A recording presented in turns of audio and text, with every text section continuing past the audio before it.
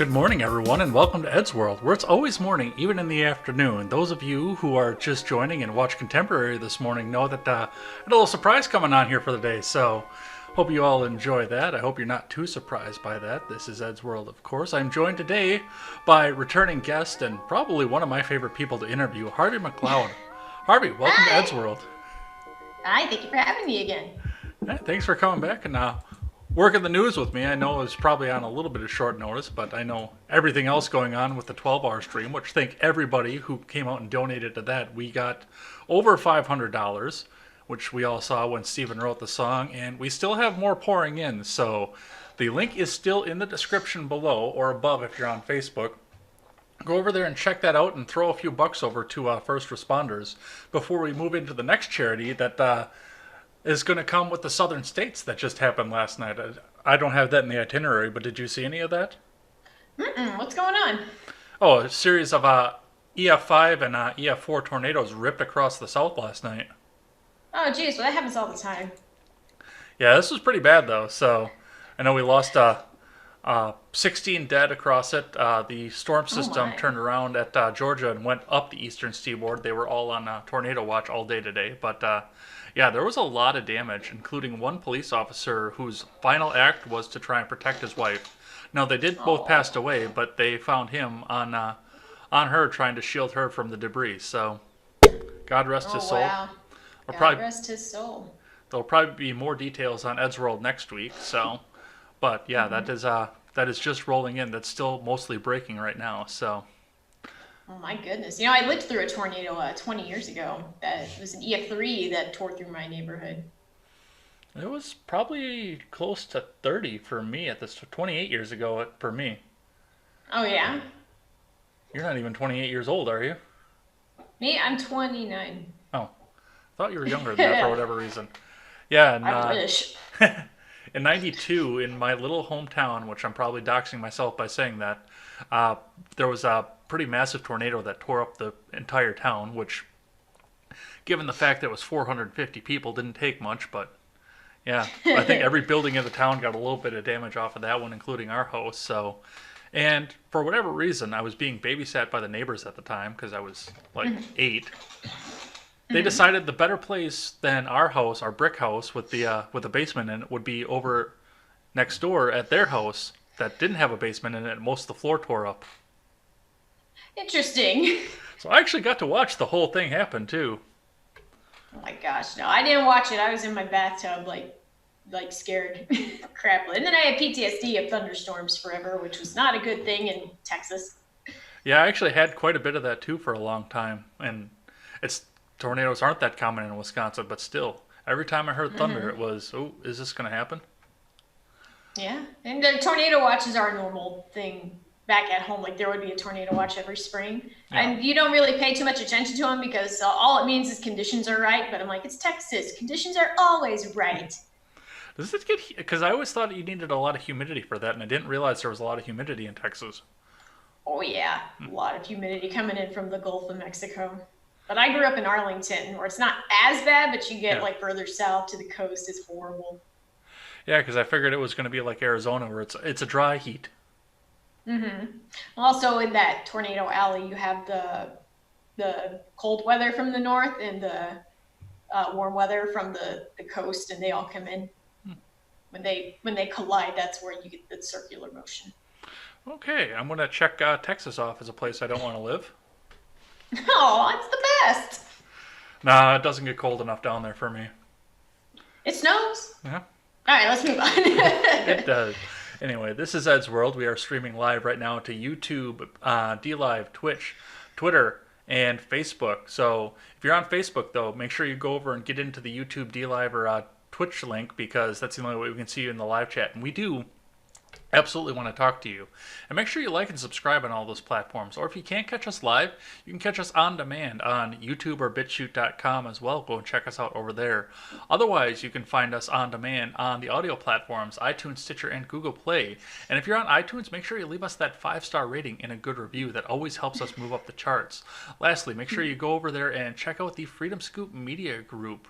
where we have all of our creators on board and on deck ready to go, including the fundraiser that we just talked about a bit earlier that we made up for first responders. So go check that out. Check out our replays of our 12-hour live stream that we did last week, where Harvey was a brief guest on the screen for that as well. So it was a lot of fun. We got to see a song get written right on the air and performed for the first time after being written only an hour before. So that was a pretty cool experience, and I was able to pick it up too, because this is part of the reason we're using Zoom right now. Is Discord decided that it wants to suck all the CPU in its newest iteration.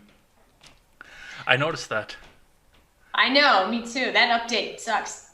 Yeah, it's pretty shady, but we do have a pretty full load to go over today. Of course, the COVID has dominated the news, and we're going to be checking out some of the latest news stories about that, including the fact that everything seems to be getting just a little bit more draconian as we go along. But we'll talk about Barr calling out the World Health Organization, the current case counts that we have, the war on chloroquine, and so much more going on with there. 2020 is in full swing, and we now have a presumptive nominee. So we'll talk a bit about Bernie's dropout, his fans rushing to justify Biden's possible running mates, and a possible connection to why Bernie stayed in so long with the Wisconsin election that happened last Tuesday after we were off this show. There was a shootout on the border. A smuggler posing as a construction worker shot back with Border Patrol agents. We'll talk a bit about that. Alyssa Milano has come out vocally begging for due process for Joe Biden and decided to jump on the gun control bandwagon again. I've got a couple videos that we're going to watch about that, so stay tuned for that. Finally, California, both Gavin Newsom and Yes California are both hinting at the fact that it might be time for California to declare its independence. The Sacramento Bee, of course, rejects the idea, but we'll talk a bit about what's going on there with an actual Californian on top of that. It is going to be all of that and more over on Ed's World. But before we get into any of this, and before we check the live chat for the first time, the most important part of the show is always to find out more about the guests. So, Harvey, tell us a bit about yourself. Well, I'm a Californian by marriage, to be fair. I'm from Texas, and I moved to California. And then I was in Las Vegas, and I consider myself a Nevadan or Californian any day. But, my name is Harvey McCloud. I live in Silicon Valley. I've been into the quarantine for about 3 weeks now. They won't let me go into the office even if I wanted to. And I can't go to BJ's to have a nice burger and a beer. I'm on day 22 of my 30-day alcohol sobriety, so that's fun. But other than that, I'm just the same as I've always been. I'm here to play games for you. Ta-da. Well, one of the things that I always wonder here, and I know that you were on a podcast of your own for a while, but you've been in the alternative media for a little while, either by video games or by the podcast realm. But how did you get into each one of those? Well, back when I first started working at home, because I was a remote worker, I was just looking up for stuff on YouTube to watch, and wasn't even really looking for news or anything like that. But I came across Ben Shapiro, a snippet of one of his podcasts, and I liked what I heard. So I started listening to him a little bit more, and then I started branching out to other podcast people, and now I've just been hooked. Listen to it every day if I can. And on the video game side of things, because that's what you're most known for at this point. I guess so, yeah. Well, I wasn't really a gamer, per se, whenever I was a little kid. I didn't start getting really into video games until I was about 12. And I tested positive for being allergic to everything airborne in Texas. So I couldn't go outside anymore because my allergies were too severe. So I stayed inside and started playing video games to pass the time because everybody else was outside and I couldn't go outside. They've been a great companion ever since. And the link for Harvey's Twitch stream is linked in the description below, so make sure you go and check her out. It's always fun to watch her play games. She's always fun to listen to, and she's got some really fun near swears too. I always enjoy watching the streams. I actually just went back and you got my Amazon Prime sub again. I did that right before we went live. Oh, thank you so much. So enjoy that. But we're going to check with the live chat here, and we're going to head on into the news. So Ron Helton is over on D-Live with the sticker party. As per usual, if you're not on D-Live, go over and check that out. You'll get to see stickers that you can't see on any other platform. And we are going to pop the chest from this past weekend's live stream, the 12-hour event. And it's pretty loaded because we had a bunch of chat going on there. So go and check that out and get some of your awards from D Live over there. We have John from the Generational Gap says, "Heyo," and he says, "I need the beard back." Yeah, it's going to grow back in softer. It'll come back. It'll come back. I just do this. I usually do this every 3 or 4 months just to make sure that it stays soft, but it's been 6 months at this point, so... Well, it's actually not a beard. It's just a flesh-colored tattoo all over his chin. Ron says, "Hey, John, shave your toes." Jake from Freedom Scoop is over here. Says, "John, do you have hobbit feet?" Jake is actually not from Freedom Scoop anymore, but he does do a lot of help over there still, so we'll still let him say Freedom Scoop. And John says, "Not really." So we're going to get into the news at this point here. So, as per usual, as per everybody else's stream at this point, we're going to start with talking about COVID. And I've got the current caseload pulled up over here. So it looks like worldwide we are confirmed at 1,912,000 cases, almost 913,000 cases, 448,000 recoveries, 118,966 deaths. So this seems how many deaths? 118,966. Jeez. Well, that's worldwide. I don't know if I believe that. That's worldwide. I don't know. I still don't know if I believe that. With 7 billion people? I don't believe it's that high, no. Because if I've been hearing some shady things going on about people being marked as dying from the COVID if they died and they tested positive for it after the fact, even if they died from something else. Mm-hmm. Did you hear about that? Yeah, actually, Matt Christensen did a full solo video on that. I watched that. It was really interesting to see. And, I mean, he's absolutely right. I don't think it's going as extreme as some of the memes going around where skydiver, rather, loses his parachute and dies from COVID. Yeah, I don't think it's that extreme, but I mean, I've said the same thing, too. I said, okay, well, if some furloughed worker goes out there and blows his brains out because he can't feed his family anymore because he's depressed, he's going to be counted as a COVID death. Oh, exactly. That's why I don't know if I believe that. But there's a lot of things I'm not believing right now, but go on. So in our country, stateside, we are at 585,909 confirmed cases, 43,593 recoveries, 23,577 deaths. Of course, take that as you will with the exact same thing that we were just saying. And surprisingly, China is up there with 82,160 confirmed cases, 77,663 recovered, and only 3,341 deaths in a country that is 9 times the size of the United States. And where all this originated as well. So what do you have to say on the caseload other than what we've already gone into? It still doesn't seem as bad as the flu as far as the numbers go. I don't know about the symptoms and what it can possibly mutate into. You know, a lot of people comparing it to the flu. And a lot of people saying we should have done something a lot sooner as far as curbing all of this. And I try and tell people, well, that's what we're doing now, because right now it's still not as bad as the flu, but we're going hard with this isolation, the social distancing. We're doing that now because we don't know what it can turn into. Doesn't matter how far back you would have done something about it. Yeah, and I mean, from what I've seen out of the White House, and of course, just watching the news, you would have thought that nothing was going on off of this. But, I mean, for the most part, a lot of this was starting to go on during the State of the Union. I remember Trump had mentioned something in the State of the Union. And even during the impeachment hearings, he was already worried about this, making a task force, getting ready for all of this. And that was... You're fine. All right, I guess I'm going to go without monitors here. So we are back online and ready to go. Anyway, where were we when all this blinked here? Oh, you were talking about the COVID. We were talking about the numbers. You were talking about numbers. Yeah. Okay. So, yeah, it just, where were we? We were talking about where the cases were on everything. Mm-hmm.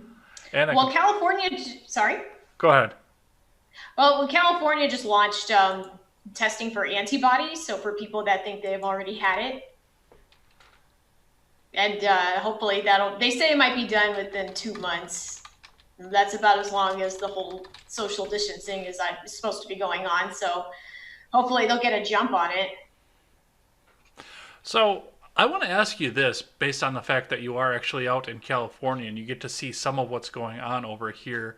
What do you see on the fact that, I mean, because Los Angeles is probably just about as densely populated as New York State is. Maybe they're spread out a little bit more, and I think some of the Bay Area is going to be about the same way. But California had a much lower caseload total than New York did. I mean, New York is just about wiped out at this point.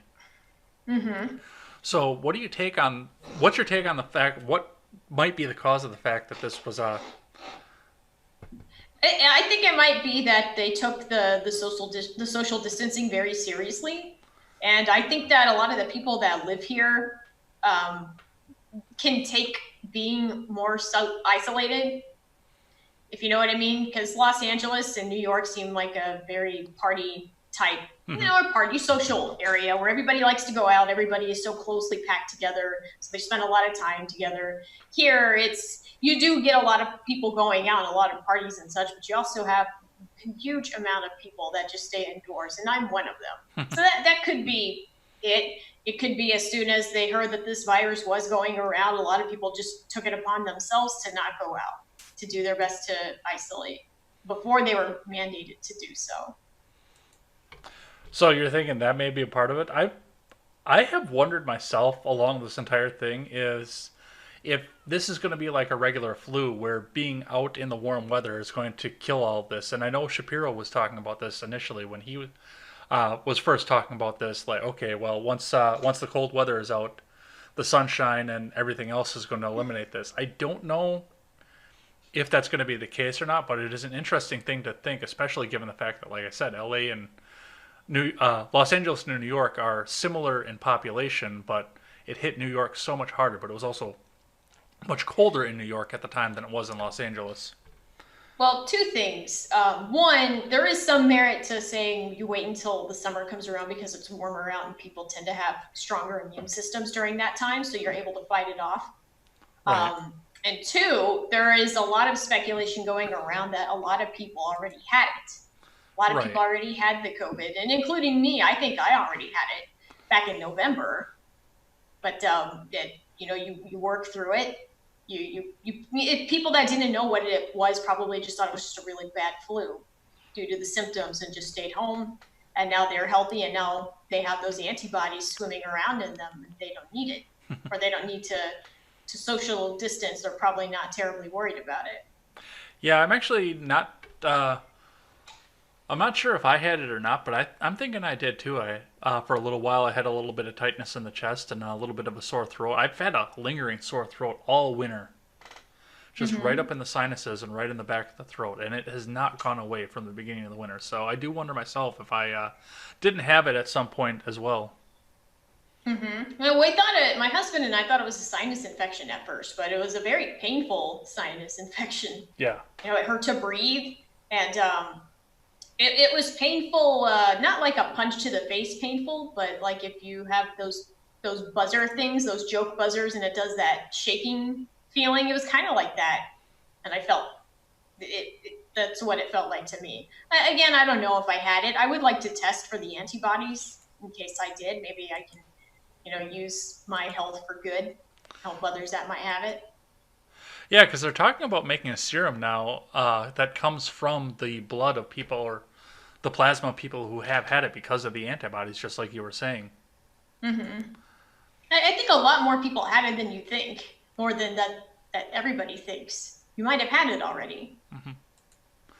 Yeah, and I mean, there's so much asymptomatic that goes along with this as well. And, like you said, you can either think it's a severe flu or you can have nothing at all, or it can throw you in the hospital and spitting up pink fluid, or however else Tim Pool's been trying to make the panic talk about this. Oh, Tim. I haven't been able to listen to him lately. Yeah, it's getting harder and harder myself. Even at double speed, it's just like, okay, you're going to say the same thing over and over again. Either fear porn or Donald Trump is going to win. And not picking a stance on anything. Milk Toast Sensitive. You want to be objective. Yeah, I know you want to be objective and just be a journalist, but at the same time, I'm tired of hearing you saying, look, I get this, and blah, blah, blah. Tim, come on, just give me the news. So, as long as we're here and talking about the numbers, let's talk about the projection drop that we had this past week. So, of course, we talked about a week ago that the projections were that 100,000 to 240,000 people were going to die from this. And now it came out from the mouth of Dr. Anthony Fauci that we could possibly be looking at only 60,000 people passing away from this. Mm-hmm. Well, that's very optimistic. What do you think is leading the cause the decline in numbers, though? The current numbers now. Everybody said the spike is going to happen in the future. Like we're going to hit our peak soon, and right now it seems to be leveling off already. Once again, from a lot of people that have already had it and possibly didn't show any signs or possibly immune to it already. Mm-hmm. Yeah, I do think that this is going to be a lot more widespread than a lot of people thought it was going to be. And 60,000 people, that still sucks, but I mean, that's nowhere near the 2 million people that we were thinking about back in January when Hexenhammer started talking about this. Mm-hmm. And that was most of his predictions have been correct, too. Yeah, it's a little bit eerie how he does that, especially given his history with witchcraft. Yeah, I know. He was saying that stuff in Amsterdam is starting to open again. Yeah. Slowly. It's not like, all right, everybody go out and do whatever. It's a slow process. Like these stores are allowed to open. We'll start opening these types of stores in May, further down the line. But it's something. Well, I know just breaking today is the fact that now the West Coast states are coming out, and I don't have anything prepared on this, of course, but the West Coast states are starting to form a coalition, and this is just like the last couple hours of trying to get themselves open because it seems like they've already seen the worst of it. California, Oregon, and Washington have come together to form a Western coalition to try and combat this and get the economy open. I mean, personally, I think if you feel like you're at risk, you should be the one staying home. You shouldn't be forcing everybody else to stay home. But that's just me. Well, and I know, too, that some lady I commented on Twitter, and I think she blocked me after that because usually I get a snarky response for something like this. But she had something out there that said, well, I'm not ready to go out into the COVID cesspool to go back to work. I said, well, 16 million people filed for unemployment in the last 3 weeks, so there's somebody else waiting for your job right now. Just so you know. Yeah. I mean, a lot of people are saying it's selfish to want to go out now to work. Saying, like, you'll selfishly put other people at risk. Like, well, how? Okay, if you want to leave and assume that risk, then that is you assuming that risk. I'm going to assume that risk if I leave, and I don't care. Mm-hmm. But they say it's not to overwhelm the hospitals.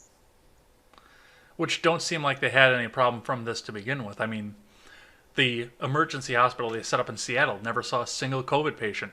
Yeah, like remember New York? They said they had like so many extra beds that they needed at one time. But hindsight's 2020.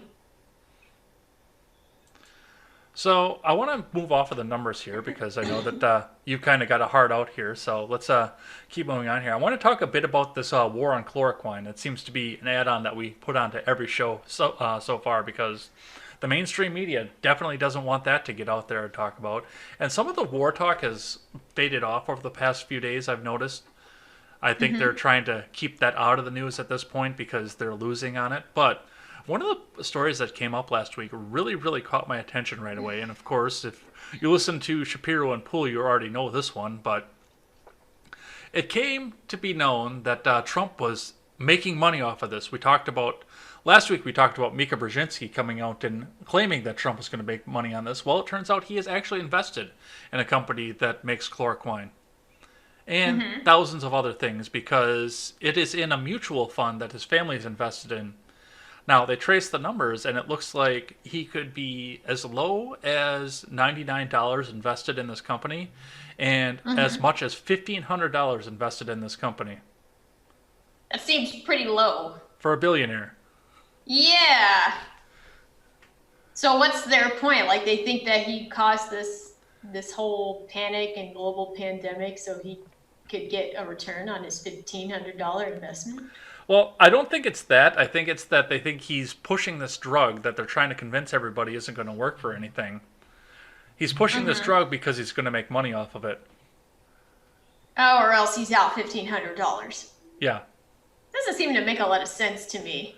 Well, yeah, like I said, he is a billionaire, and this is a part of a mutual fund, so there's a good chance he had no idea he was even invested in the company Yeah, possibly. whatsoever. I think yeah, when you have your all that money and you have your fingers in so many pies, some things just get lost. Especially now when he's running the country. Yeah. But yeah, that was the big thing of, well, follow the money, follow the money, follow the money. And, well, we followed the money, and this is what we found out. So, yes, it is true officially that he is standing to make a little bit of money off of this, but it's not a whole hell of a lot. Well, what can he really return? What would be his return with an investment that low? He probably doesn't have even 1% worth of stake in that. No, it's probably $1 million or $2 million mutual fund, or even probably even more than that at that point. And it's just Well, who something else? that an investor.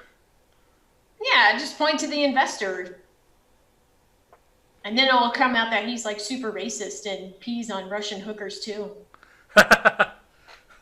Russian hookers. I They'll love think of something. My Russian. that. So going back to, you were just talking about a bit about everything going back to normal at some point here. On Thursday, Dr. Fauci said that schools could possibly be back in session for the fall semester, which goes Yes. along with the idea of things actually going back to normal, and the most vulnerable people staying out of it, but for the most part, everybody else going back in. And Yeah. this doesn't talk about the economy at all, but there are things that surround the schools. Of course, the school buses will have to run, the maintenance, the teachers will have to go back in. But of course, the other side of that is that, yes, once the schools start to go back into session, the economy can open back up. And I said right at the beginning, once people started having remote classes and schooling at home, I said, this isn't going to last. There's no way this is going to last, because there's no way the state is going to let their students go without having that sweet, sweet state education and indoctrination. Yeah. Exactly. Well, I know some college students are still doing their stuff via internet anyway. Do you So I think? don't know about the slowdown on that, but I think teachers still have to do work online as well. Like they're still able to give out assignments to their kids Well, yeah, over the internet. because my girlfriend works in a special education. She's not a teacher; she's a special education assistant. And yeah, she's been doing work from home just to do that, and working with other teachers to try and help the students that are in the special education program get through and get their stuff taken care of. So yeah, they're still doing plenty of work from home. It's not like they've just had a 3-month vacation off of this. Yeah, that's true. And I wonder how this is going to change the game with education as well. Are we going to see a rise in homeschooling or That is school something I've from been home? asking since they shut down the schools. It's the same thing. Yeah, and I wonder if parents think, okay, well, I can do this, and I don't want to risk them going out getting another disease or being taught something I don't want them to be taught. I mean, why not?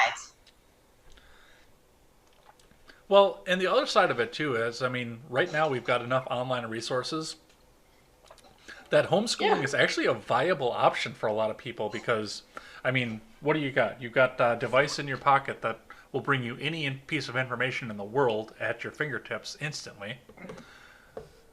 And Yeah. there's courses out there for free from education systems that because they want you to have that state-run and state education. But we're also looking at the other side of it, and this is something I've asked a lot of people. I asked almost everybody that came. I think I asked you when we were on the charity stream was, what do you think that the telecommuting does to the nuclear family, and do you think that helps do homeschooling? I don't know if it helps, but I do think it's helped. It's allowed people to kind of weigh that option if it was something they were considering before. So maybe they can, now that they're in a situation where they have no choice in the matter, they can gauge, okay, this can be done, or no, this can't be done.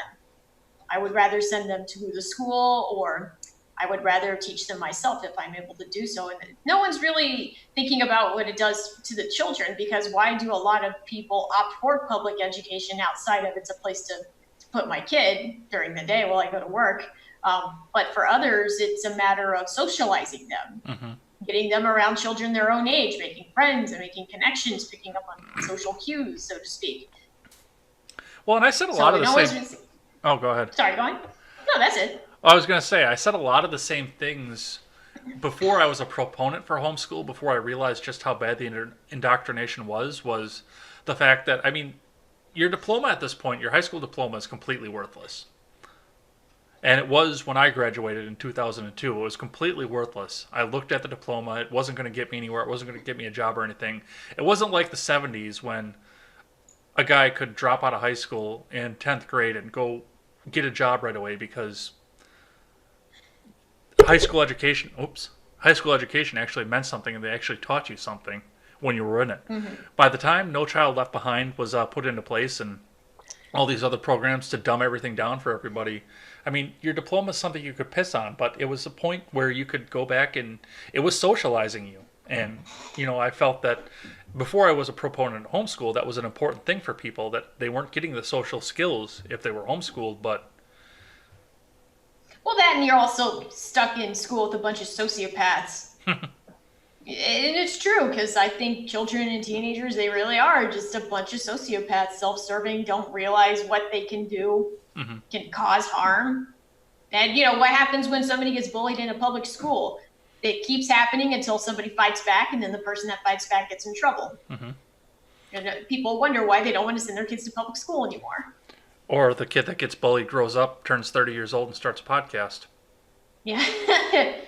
Yeah, same here. The girl that got bullied and moved to California.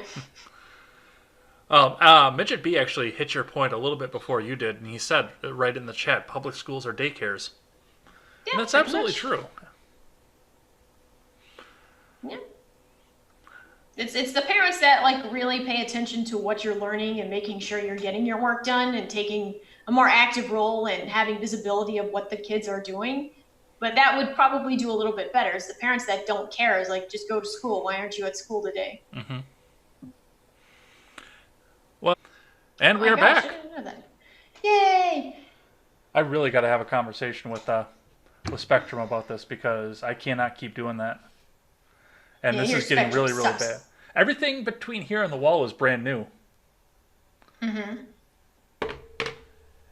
It's the fact that something on the other side of the wall going back is messing up and it blinks out for a half a second at a time, and it's enough to throw the stream off.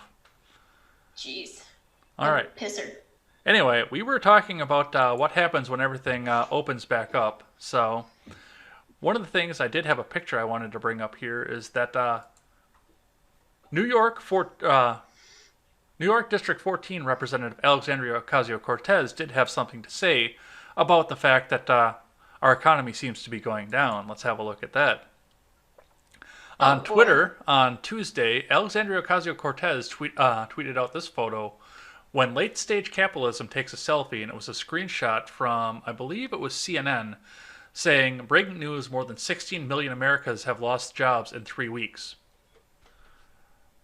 Now, I don't understand why this is capitalism and late-stage capitalism because, of course, this was the government coming in and telling everybody else not to go to work.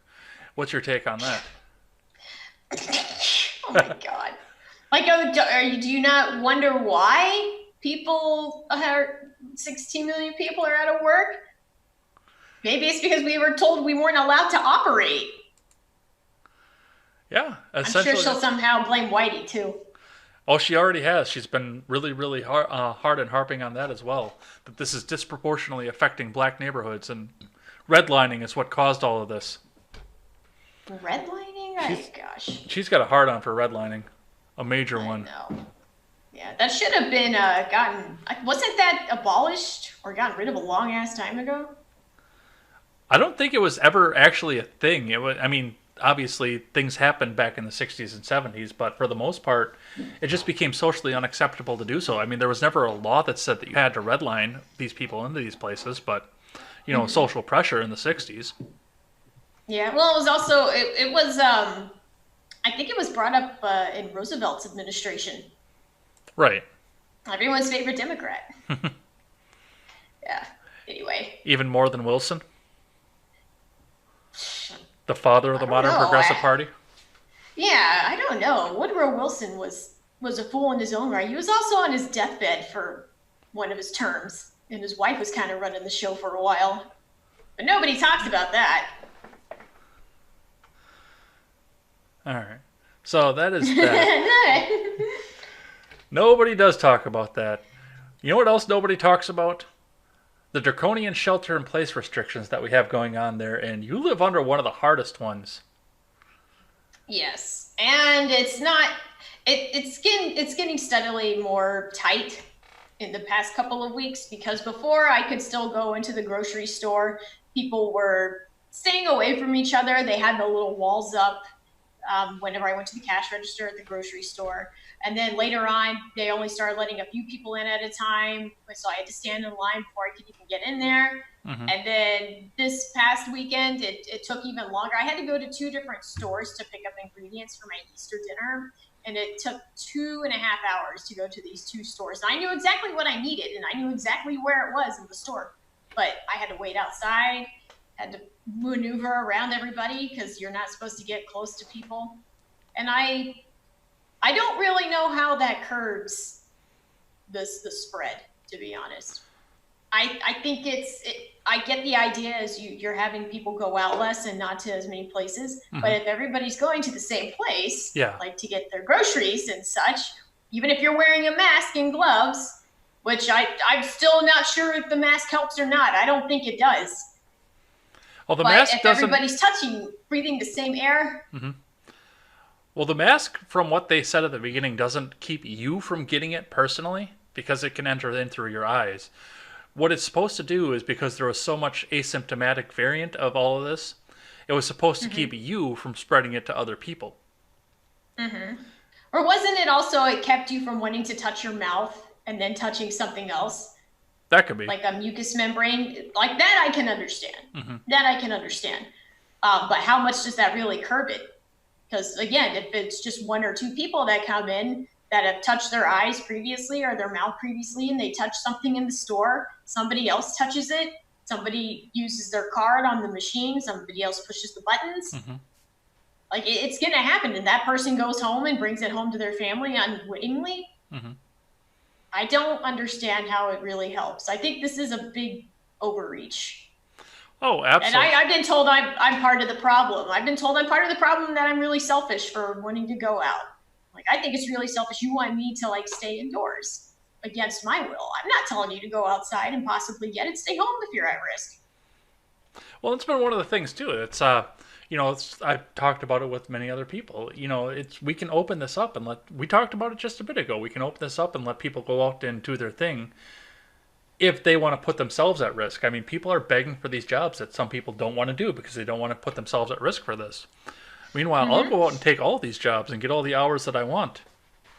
Well, on that note, some people say nobody should have to lose their job because they're in fear of their health. But I'm also saying, like, that's every job in the world ever. Mm-hmm. Most jobs, not most jobs, but there are some jobs out there where you're risking your health regardless. And that they'll fire you if you don't do it. And you don't need a pandemic for that. Like, my old delivery job didn't care if I was put in danger or not. Like, they put me out to deliver when there was a tornado warning in the next county. They didn't care. And I couldn't say, I couldn't say, like, oh, no, it's at the danger and risk to my family if I go out. Like, well, you're going or you're fired. That's just the way of it. Well, it was the same. When I was in mechanic school, they said if you call into work because of the weather for whatever reason, the next day you go to work, bring a truck because you're going to be hauling your toolbox out of there. Jeez. Yeah, see? That's not cool. So, Osceola County, Florida, do you have fines or any sort of penalty if you go out without a mask right now?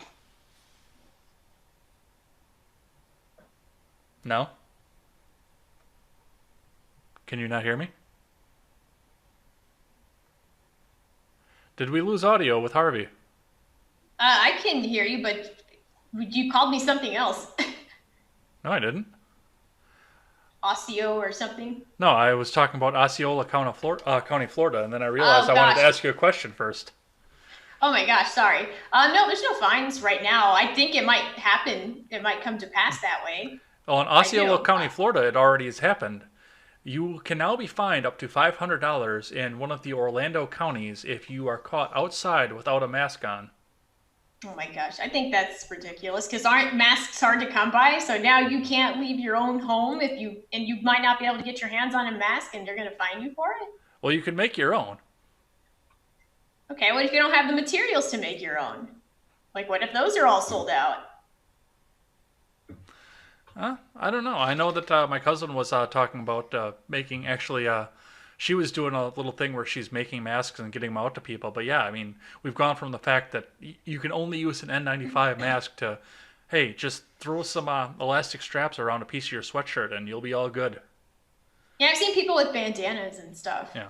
But does that really help? I don't know. See, we're getting back to that old topic.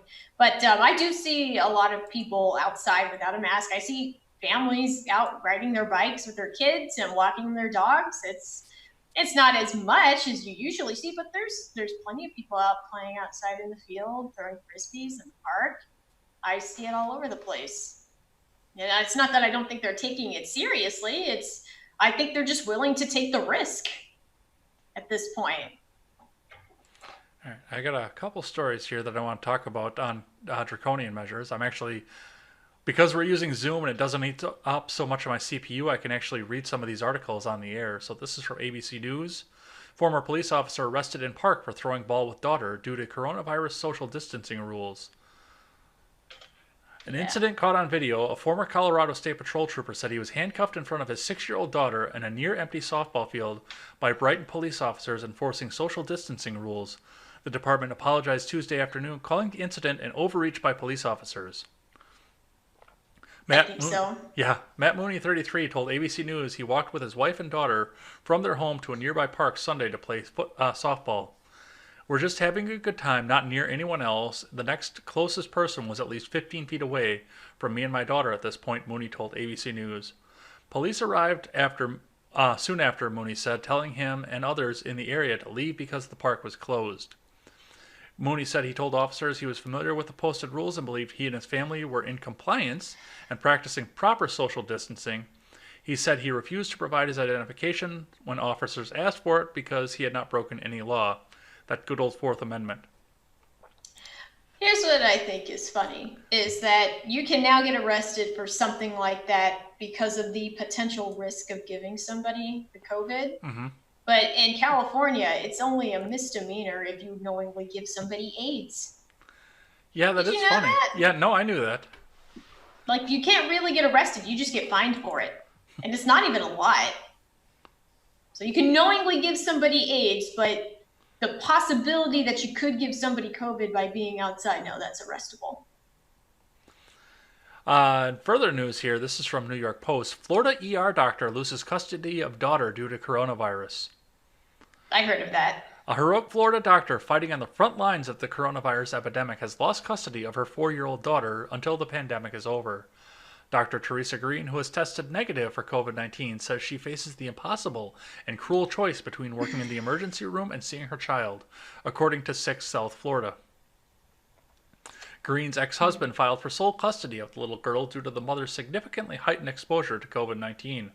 According to court documents, Justice Bernard Shapiro granted the request this week, saying it was in the best interest of the child because of the pandemic in Florida. How can you tell me because I'm divorced that I can't come home? Obviously, I have to shower, but I can't come home, but that I can't come home and hug my daughter, said Green, who called the decision discriminatory against divorced parents and has filed an appeal. Yeah. Take it away. I hope she gets something. I think that she's doing exactly what she should be doing. Like, how dare the state say that she's unfit to take care of her daughter? Now, I get it sounds like there's more going on than what you just told me. Oh, absolutely. If the husband was involved, like the divorcee husband was involved, it sounds like he was just trying to get back at her. And that but hey, what better way to? Yeah, what better way than to say, oh, I'm worried about my daughter's health. My wife is a doctor, like Ben Shapiro. My wife or my ex-wife is a doctor, and she's on the front line. She's exposed to it most likely. I don't want her coming home. I want my kid back. I want my kid, and I don't want her to have him. Okay, my wife's a doctor. She's smoking hot. Yep. So, in the last bit of news that I have for the draconian overreach, Michigan has drawn some ire given the fact that we see scenes like this over in Michigan where they have used police tape and signs to tell customers they're not allowed to buy various home improvement objects like lumber, hardwood, paints, stains, or seeds for growing gardens. Why not? Okay, if you're not allowed to buy the seeds, then why are they out? Why do Because they have them out on display? because they haven't had a chance to put them away. This is an executive order from Michigan that just came down on on Sunday. But why would that be? Why would they do that? Why would they say you can't buy your own seeds? Because they're non-essential items. So, I can go to Target and buy basketball. You're going to tell me that's not essential? Actually, I'm pretty sure that Is that's essential? also non-essential because car seats are non-essential items as well and are cordoned off. I think that's really stupid.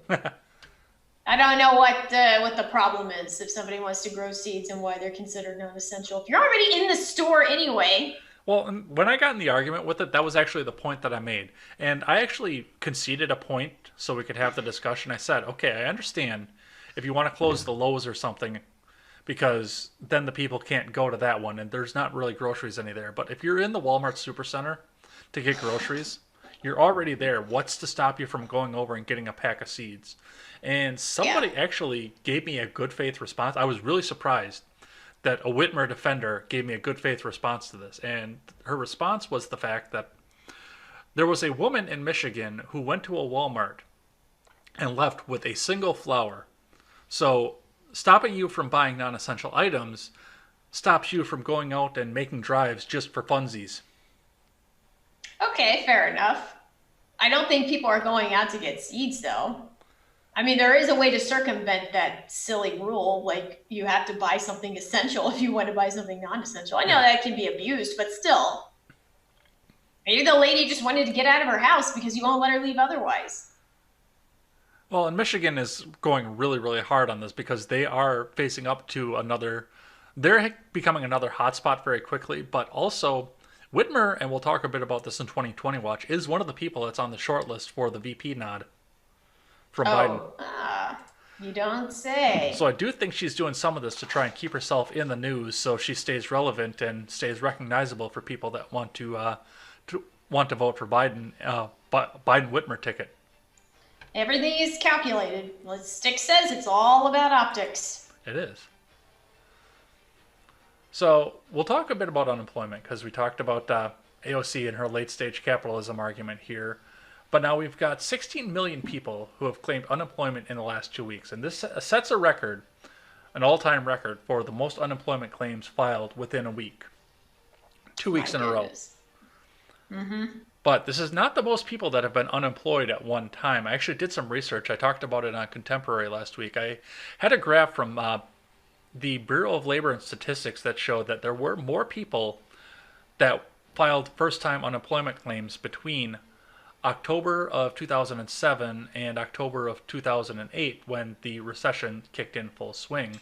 There were many more people that did, but this was the most people that did it all at once. Mm-hmm. Well, it makes sense because the government did literally push the button on stop working. Yeah. The stop button to the economy. So yeah, that makes sense. And my husband had to apply recently because he got furloughed. So it makes a lot of sense. Of course, it's all going to happen at once. What did they think was going to happen? I don't know. They're going to destroy the economy and destroy Trump's chance of re-election. I don't think so. I don't think even wrecking the economy in this manner, which is also a red flag to me. Mm-hmm. Like, of course, this whole tightening of slowing down the economy. And if Trump says, no, go out, I want to keep it open, that'll just make him look like he doesn't care about the health. So he's kind of stuck between a rock and a hard place. But, right now, Trump is still in a very lucky and unique position that his running mate is just a piece of trash. And is not very likable. I don't think he's not even as likable as Hillary, and Hillary sucks. And he's not all there. He's, the presumptive nominee being Biden. He might have a Hail Mary and have a really likable VP candidate where people would want to vote for them because they'll be the presumptive president after a couple of years if he wins. But I still think Trump is still the presumed winner so far. What do you think about the fact that some of these businesses are not going to survive through all of this? And this has been another thing that's been going around Twitter. You're lucky you're not on the Twitterverse because I it's can't do bad. it. It's a dumpster fire. I think it's tragic. There's businesses that are not going to reopen, jobs that are not going to come back. Businesses that were completely and willing to work, to be open and to function, just like any number of restaurants still doing takeout. I don't really see the difference, to be honest. I think you're just as much risk going out ordering takeout as you are going to the local video store or something. Well, one of the things too, I mean, that's really bothers me. One of the things that keeps going around Twitter is that the billionaires don't make any money, and that's why they're begging everybody to go back to work. Okay, that's fine. Okay, You can have your they're argument not about making any money billionaires. either. Yeah. What about the guy that is barely operating over cost at this point and is working for free in his own kitchen at his own restaurant because that's the only way that he can keep making money and fill a shift? And he's putting people to work. What about that guy that's begging to have people come back to work because he wants to make money? It's like they want to see the billionaires suffer, and that's okay making the little guy suffer. Billionaire, it doesn't matter. It's gonna take a lot more than that to hurt them. Like don't trump on the little or tramp. Sorry, don't tramp on the little guy, just to stick it to the big guy. Yeah, because I mean, like a clothing shop owner. I know a woman that owns a little resale shop in Kenosha, a children's resale shop. That I guarantee you is closed right now, and that's their mortgage payment for them. They can't go to work. They can't resell clothes. That's their mortgage payment. And I don't know And what they her are husband does told now. that they can't operate. Yeah, They're told they can't operate. They can't open their doors for business. That's really tragic. then they lose the house on top of it. So I mean, it's not just billionaires that make the business. And I tried to No, point it's that out not. to somebody too. I said, and I used the same example. I said, "What about the small business owner that's cooking in his own kitchen?" And somebody snarkily replied back, "She said billionaires." I mean, if somebody wants to just keep the topic on billionaires, I would just say, so what? Yeah, So what? What about them? I don't care about what a billionaire is doing. I don't care about what most other people are doing. I care about me and my ability to make a living, to provide a livelihood for my family. I don't care about a billionaire, and I certainly don't care about sticking it to a billionaire. It's okay. Here's just a quick thing here. Like when Trump first got into the White House and he proposed those tax breaks that went through right away. And I asked a friend of mine, like, so how's you got your paycheck today and you enjoying the new tax breaks? He goes, well, yeah, but it's not so great knowing that the millionaires and stuff get the tax breaks too. What? Like, do you not care that you're the one that benefited as well? Like, you're mad that somebody else benefited too? I mean, why not? They earned it. That's their money. Chris, my paycheck went up $50 a week when all that went in. I was thrilled That's about not bad. that. Yeah, that's not bad at all. But it's people just seem to be more obsessed with knocking down somebody else than seeing themselves succeed. Yeah, I mean, $200 a month, that's half a truck payment. Yeah, it's pretty cool. All right, let's check in with the horribly neglected live chat here. So let's see what they have to say on this here.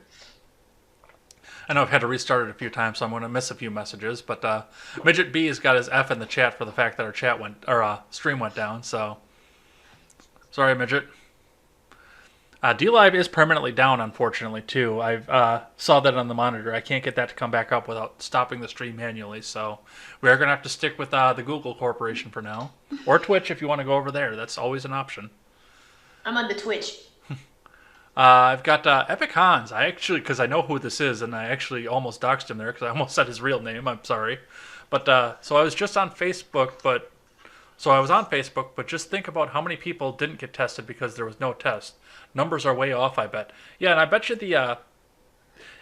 if we go out and test and we get a bunch more people showing up as positive, that death rate percentage is going to go way down in a hurry. I think so too. Any numbers that you are given, you should be skeptical of. Like, where did the source come from? What was the sample size? There's so many different factors. Like, do they have pre-existing conditions? There was this one guy that got it at Disneyland or something, or Disney World, and he was like 29 or 30 years old, and he died from it. But people didn't mention that he survived cancer 3 times, and he had digestive issues or something. Like, he had a lot of health issues already. Oh yeah, and it People was didn't tell you that. the first death in Brown County, where Green Bay is in Wisconsin, was a guy that had been literally in and out of the hospital for 3 or 4 months before he ever tested positive for any of this. Ron Helton says the number of exposed has to be over 1 billion planet-wide. Then he also says Wilson the Wicked. Yeah. The 20-year-old woman who came back from Wuhan to Washington State infected 5 family members. She tested negative, then positive, then negative. Her chest x-rays were clear. That's problematic. Epic Han says, Ron, it seems to be different for everyone. That's why it's scary. Some show nothing. Some are on their deathbed. And then Ron Helton says, executive orders do not apply to the public. They only apply to people who work in the government. People should let these tyrants know they are overstepping. Tyrants. No consent. Yeah, it seems people are ignorant of what the government can and can't do. You're letting the government take away so many rights right now. And they're so okay. Some people are even saying you're a fool if you are trying to fight this or if you are against this. Like, do you not understand that when you give them these rights, you can't get them back? Yeah, they're very slow to give freedom back, but they're very fast to take it. Yes. All right, we will circle back for more live chat later on here, but, I just thought of this, too, while we were reading live chat and looking back over the show notes. I should have had the Hallelujahs cues for this. Something audio to go for this, because Bernie Sanders has dropped out of the race. Well, socialism has died this day. Democratic socialism. Democratic, yes, they put the Democratic in front of it. Do you want to lead? So, well, you want to feel good about it, but you're also like, but now we've also got Biden, and let's be honest, neither of them were going to win anyway. And I was actually kind of looking forward to seeing Bernie go up against Trump on the debate stage, because that would have been fun to listen to, because Biden doesn't even know he's there. So, yeah, that's what I was kind of hoping for, but he's gone, and that's it. I don't think he's going to try for it again. I don't think he can. I don't think he has the health capability to do it again. I don't think he's going to be alive in 2024, to be completely honest. Oh, my goodness. Yeah, he'll die in one of his 4 houses. It's going to be 4 now. 3? He's got 3 now. But... Yes. He'll die in his, what was it? Like his lake cottage that every person in Vermont has? Summer camp. Summer camp. I'm going to die. Eat my pudding. I'm Bernie. I have been a long proclaimed atheist, but now I'm Jewish, apparently. Well, apparently the no refunds thing is, for the most part, false, and people are getting their refunds back out of this, but that is not going to stop him from going out and selling another book at this point and buying another house on book money. I guarantee it. Well, I got into a sort of argument with somebody asking, how is Bernie a millionaire when he only makes X amount of dollars a year? And they said, well, it was his book deal. That's why he's a millionaire. I don't know if I believe that. Like, who gave him over $1 million for the rights to his book? A lot of people. His book was wildly popular, especially among his sycophant followers. So what's his net worth then? I'm not sure. Let me see if I can look. What did he write about? The end of capitalism. Yeah, I've never even seen his book. Yeah, I've never seen his book. I've seen it. I thought about reading it. Let's see. Watch it just change your world. Yeah. According to TheStreet.com lifestyle, Bernie Sanders is worth an estimated $2 million. Oh, okay. That's not so bad. That's not a lot. And that is from February 7th of this past year, so this is fairly recent too. Okay, that's not terribly high.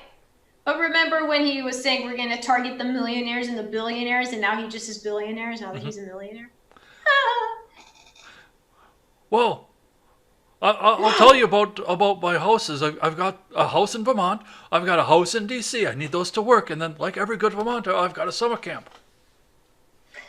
Yeah, every 4 months. I wonder if Styx has his own summer camp. He does not. He just spends his time in Amsterdam.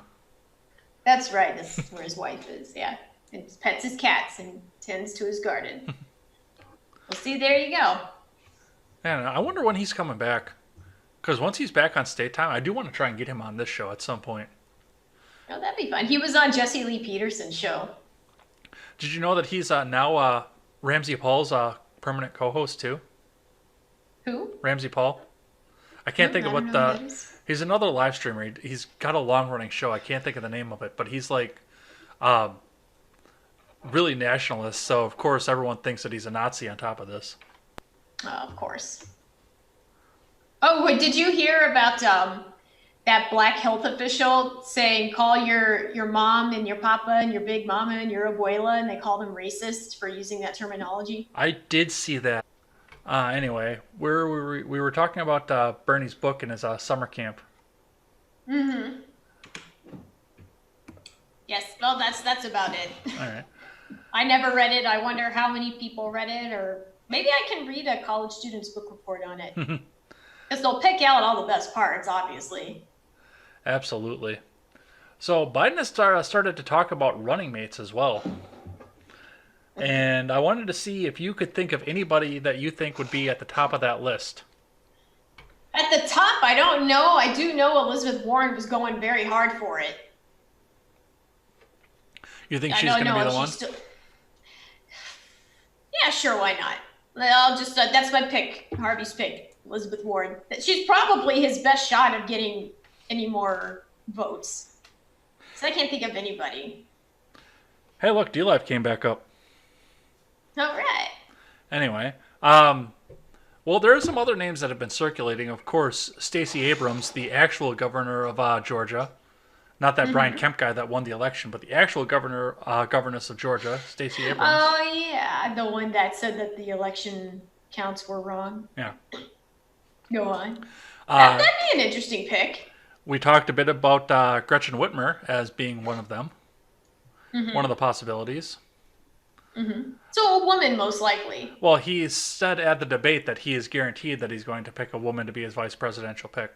I know we were over on Ignoramus's stream the other day, just a bit ago. I was listening to that, and I know they were talking about Bernie being Biden's running mate, which doesn't make any sense because now you've got both of the Muppets in the balcony running on the same ticket, and they're both too old to make it. Yeah. Yeah. Gabbard would be an interesting pick. I don't think it would be Gabbard, though. You don't? No. Yeah, no. She sharpened her claws in too many people. I don't think the DNC would allow that. Yeah. No, they wouldn't. I think they would call shenanigans on that. Shenanigans.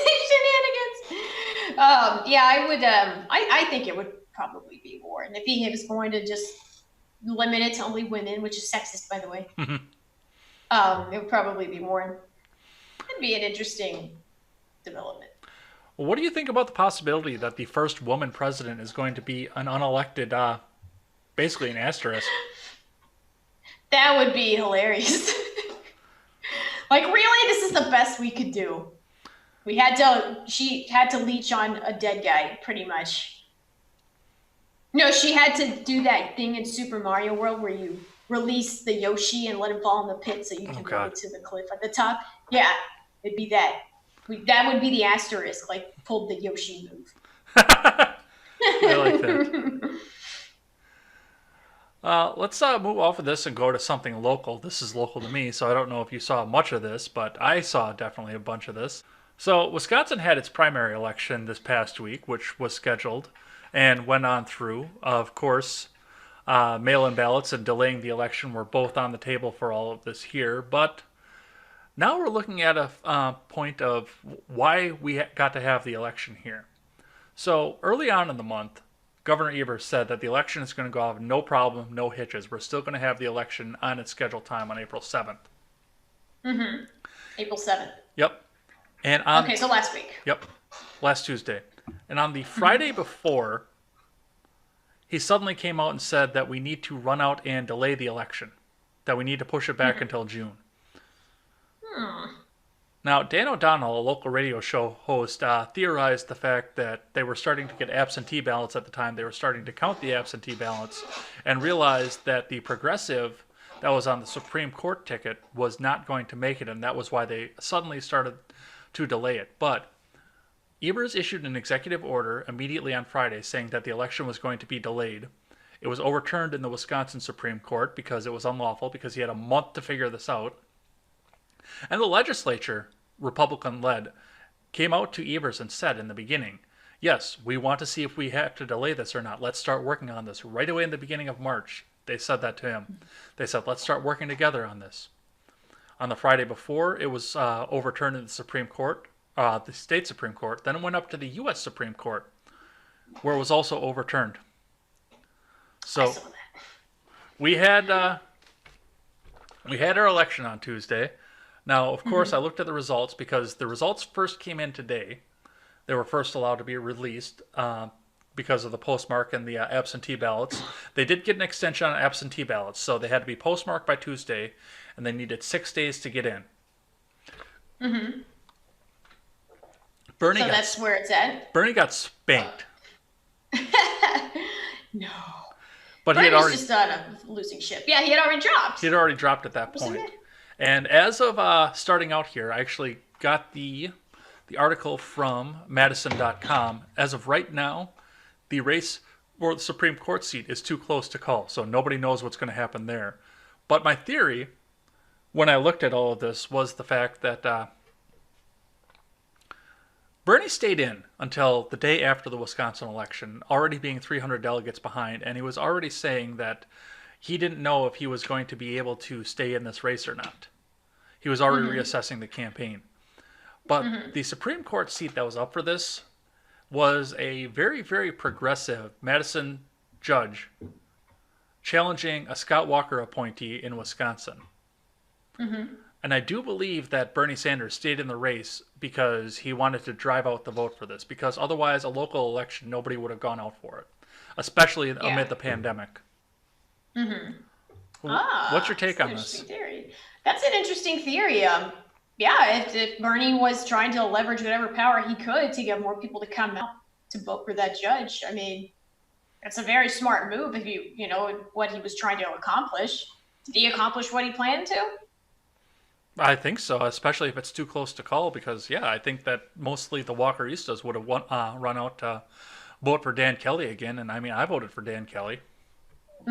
Yeah. It's quite possible. And interestingly, Bernie will be in the same position. What? I was going to say, interestingly enough, on top of that too, he dropped out the day after, not knowing what the results were. Because that wouldn't have made a terrible difference at that point if he did it the day before or the day after. But if that's what his goal was, he's like, well, I do what I can do on the spot. All right. Holding for everybody. So, since we know our nominee here, I'm going to skip the first of the three questions. The second question, of course, is I'm going to open this back up to the whole field.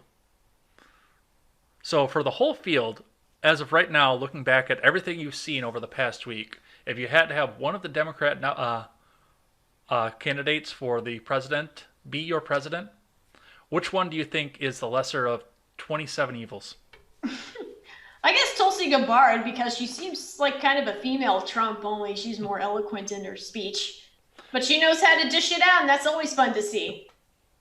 She is fun to watch. And then, of course, for entertainment value, of course, and the field is open back up to everybody again. Who is the most entertaining candidate to stand up on the debate stage against Trump out of all the 27 people that ran? Bernie, of course. You know he was itching to do it 4 years ago. I mean, he's probably spent this whole time thinking of everything he was going to say and how he was going to say it and retort all of the things Trump would throw at him. You know he was planning on it, and I would have liked to have seen that. And, of course, he... the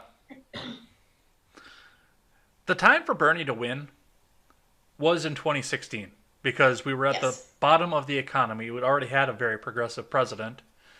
And large swaths of the American public were still unemployed. I know they were saying the economy was still on a rebound, but, I mean, large swaths of people were still unemployed at that point. So that was the time for a socialist to win. Mm-hmm. Yeah, and then his own party screwed him.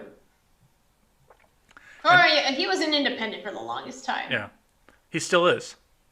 Okay. Yeah. Well, the DNC screwed him, and that's just how it is. It's all these inner machinations of the established parties and the politics. They all form this big tapestry of how our history is made. And in this case, history was made with Donald Trump. All right. Let's look at the chat here. Ron Helton says, I have a high school friend in New York City who thinks the government is protecting us. Well, I said, why did they do a better job of preventing it from coming here in the first place? TDS. And he says, if Biden is not replaced by Cuomo, then they will probably have to continually turn him in the right direction when he debates Trump. And Wait, what? if Biden Cuomo is not replaced by Cuomo, then they will probably have to Uh-huh. continually turn him in the right direction when he debates Trump. Because that's one of the other talks that's over there, is they're going to replace Biden with Cuomo in the 11th hour. Oh, jeez. That would be interesting. Yes. I'm going to be entertained either way. Yes, Just like in Democrats, all your votes for the 2016. last 3 months didn't matter. Pretty much, yeah. So wait, they'll have to turn him in the right direction? What does he mean by that? Well, they'll have to turn Biden in the right direction so he's facing the right way. Did you Oh, see his video literally, conference okay. where he was looking off to the side like this? No, oh my gosh. How come nobody else is reporting on that? That is not good optics. I think I had a video on that on this show. I don't remember seeing it. Or was that, I thought you were talking about like the jobs being lost or whatever. No, it was That's what, it was a few weeks ago. I had while I was talking when it was still current. Yeah, he did a video live stream like a month ago from his home. oh my god. And yeah, he looked off to I the think side. I know. That's right. I think I know what you're talking about. That does not look good. Oh my gosh. Why? Why, DSC? You know what? You might as well probably swap him out with Cuomo. You might as well at this point, because he's not all there. Yeah. Ron says if he picked Gabbard, I think he would have had a better chance than with Warren, but she did not even make the list. Then I've got all the emojis from when we dropped back off of offline. Yeah. Yeah, I'm going to be having a conversation with Spectrum tomorrow. I'm going to go through their Twitter, see if they answer that. But I got one more segment here we got to do, and then I know you got an out for this, so let's get down into that so we can get you out of here. And of course, that is the fact that Alyssa Milano is back in the news again. So, as catching up from last week, Alyssa Milano has come out vocally begging for due process for Joe Biden, and I've got a video for that. Both the left and the right have come out against her for that, so let's have a quick look at what that looked like.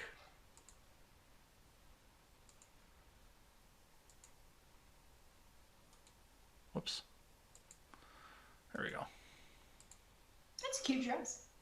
Alyssa, the other night, I logged on to Twitter, and typically my Twitter experience these days is I go on and I look at what's trending just to see, okay, it's basically a way of telling me what people are talking about.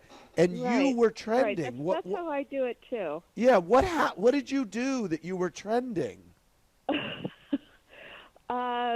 So it's actually quite a serious reason, Okay. I think. So I endorsed Joe Biden. Okay, good. And there have been accusations against Joe about a sexual assault. Right, and people were And saying, how so- can you do that? Because So you're... I have not publicly said anything about this. If you remember, it kind of took me a long time to publicly say anything about Harvey as well, Okay. because I believe that even though we should believe women, and that is an important thing, and what that statement really means is, like, you know, for so long the go-to has been not to believe them. So really we have to sort of societally change that mindset to believing women, but that does not mean at the expense of not, giving men their due process and I like investigating that. situations. I like that. And giving, it's got to be fair in both directions. Don't roll your So, eyes too hard. You won't be able to find him I've again. been very vocal about Biden and my support for him. I've known him for a long time, and I did do my due diligence because part of it was that, and the article that sort of stood out to me was that Time's Up decided not to take the case. And so, that was important to you. That meant, well, maybe there's more to this story here. Right. I did my work, and I spoke to Time's Up, and I just don't feel comfortable throwing away a decent man that I've known for 15 years. Yep. In this time of complete chaos without there being a thorough investigation. Yep. I'm sure that mainstream media would be jumping all over this as well if we weren't in a pandemic. If there was more credible, if there was evidence if they found more evidence or through their investigation. So I'm just kind of staying quiet about it. And because I'm staying quiet about it, you were getting dragged on Twitter by Bernie Bros. Right. They're calling me hypocritical for and saying that I'm a fake feminist and all of this stuff. And I'm still trying desperately to stand back and be sort of objective about this because I don't want this to, I sent the Me Too tweet over 2 years ago. I never thought that it would be something that was going to destroy innocent men, right? Like, we don't want that to happen either. So we have to find this balance in the Believe Women movement and also giving men their due process and, realizing that we're destroying lives if we publicly don't go through the right steps in order to find out if an accusation is credible or not.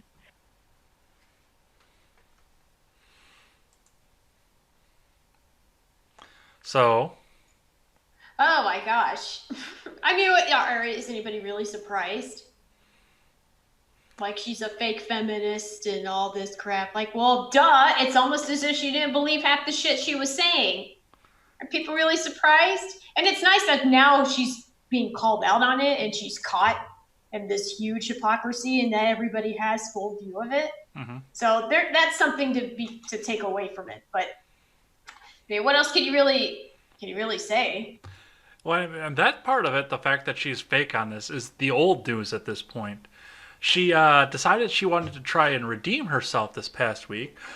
First with this tweet. Let me pull this up bigger so I can read it, because it's grainy as crap. This tweet: Americans bought over 2 million firearms in March of 2020, over 1 million more than this time last year. We have to keep each other safe by social distancing and washing our hands and not bringing dangerous firearms into our homes. Stop the coronavirus gun surge. No RA. No RA. And it got worse, if you can believe that. Because attached to that, as you can probably see, is a video which I clipped and was able to pick up for us. So let me get that up here. And it just basically goes further on to what she was saying here. Let me get that playing.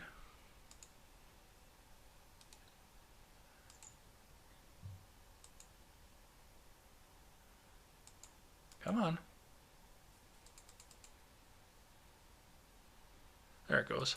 To the coronavirus outbreak by buying up guns and ammunition. And I know that we are all scared and stressed out during these really uncertain times, but that is exactly why stockpiling weapons, could have dire consequences for our own personal safety and those around us. The weapons that people are buying today could end up being used in households, schools, churches, bars, and on our streets in the future. So we all have to look out for each other. Please, please, please Share this video to help stop the coronavirus gun surge. Okay, we back. Okay, so we are definitely going to be having a conversation with Spectrum at this point because this is getting ridiculous.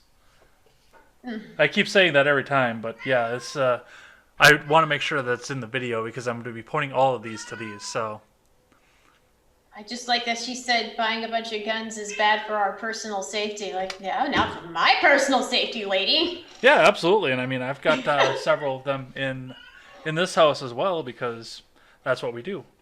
Hey, look, D-Live is That's back what up. we do. I'm not gonna go out and kill people. Most people that own guns don't. Most people that have them legally don't. Yeah, It's just I mean, getting blown up. going out to kill people is so tiring. You know, you just kind of you'd rather wait for them to come to you. Yeah, exactly. And if they come to you when they're uninvited, that's they're fair game at that point. Yeah, I watched this really awful video. I don't even know how I was able to get through it. It was about Home Alone and it being a revenge on white suburbia and how they say it's wrong to shoot somebody that's trying to rob you in your own home. It's like that you're willing to kill for it, and that the Macaulay Culkin's family was so rich and whatever, and they didn't need all that money in the first place. And I'm like, oh God, shut up. Is that Ollie that I hear? Oh yeah, my cat's meowing. Run, Ollie, run! He wants to be near his dad, who just walked up the stairs. Yeah, we had a slight husband dox there for a second. Yeah. He's going upstairs to read his Bible. Happy Easter. Happy Easter. So Thank you very much. I saw in the chat that this absolutely makes you never want to buy a gun again.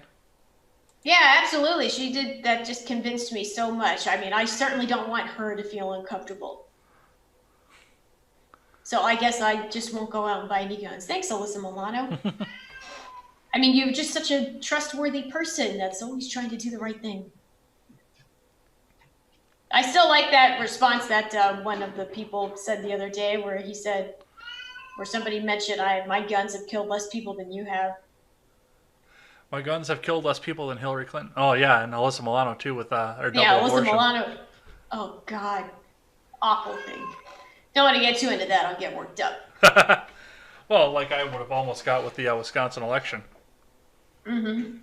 I was ready. I was raring to go, but this whole internet thing is just we're gonna be having a conversation about that. Alrighty. But we got to get you up out of here, so we're gonna head through the outro. Sorry to keep you for longer than you probably needed, but yeah. Nah, not at all. I like being here. Well, the last thing we always ask the guest on this show is, actually, I want to hit the chat quick before we go, because Pete the Patriot has a good point. As far as the allegations and the due process goes, Pete the Patriot asks, does that go for Trump also? Someone should ask for that. If she wants her pedestal so much, I hope somebody has the balls to ask for that. Trump? She'll probably say no, he doesn't. Yeah, she'll probably say no, he doesn't. There's so much evidence against him. Or Kavanaugh, too. That was the other one. And Kavanaugh, yeah. Because, yeah, she sat there behind Kavanaugh at the whole hearing. Mm-hmm. Oh, anyway.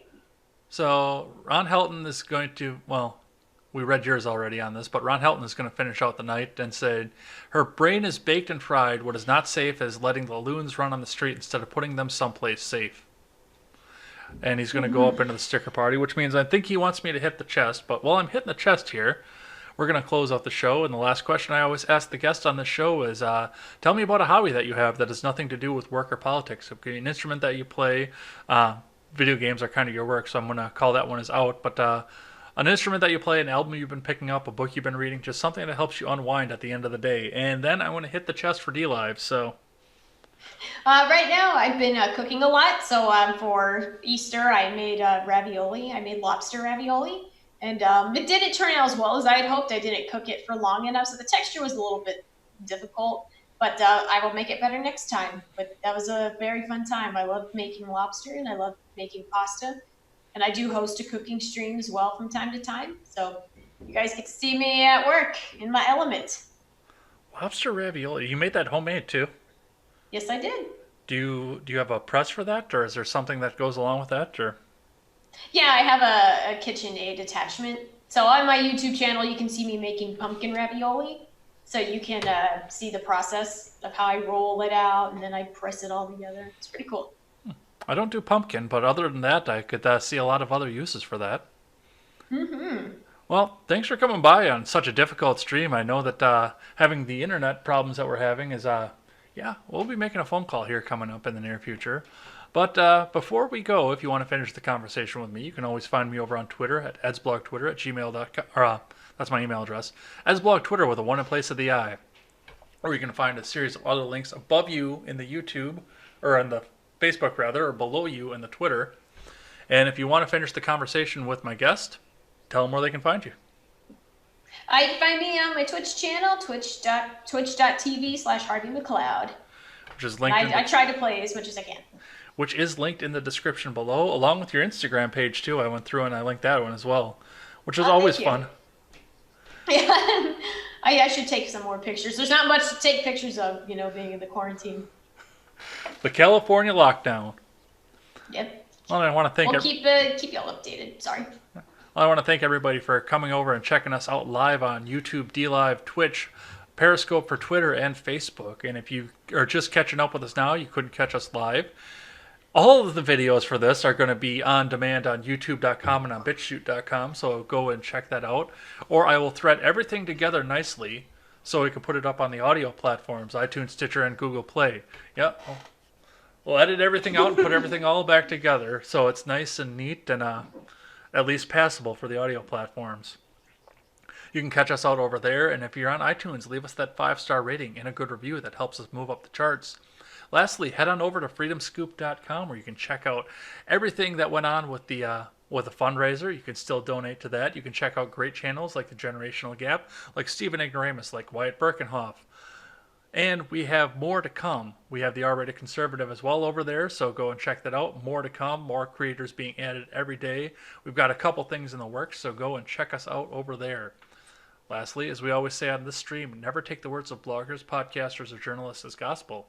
Find all the facts and draw your own conclusions. Why don't you give us a last word? Thank you guys so much for joining us. We love talking about the news. We love talking about current events, and we love ripping on Bernie Sanders, I think, most of all. So I want you all to take care, keep the good Lord in and the coronavirus out. Take care, everyone. And this time when the stream blinks, we're going to be actually gone. So take care.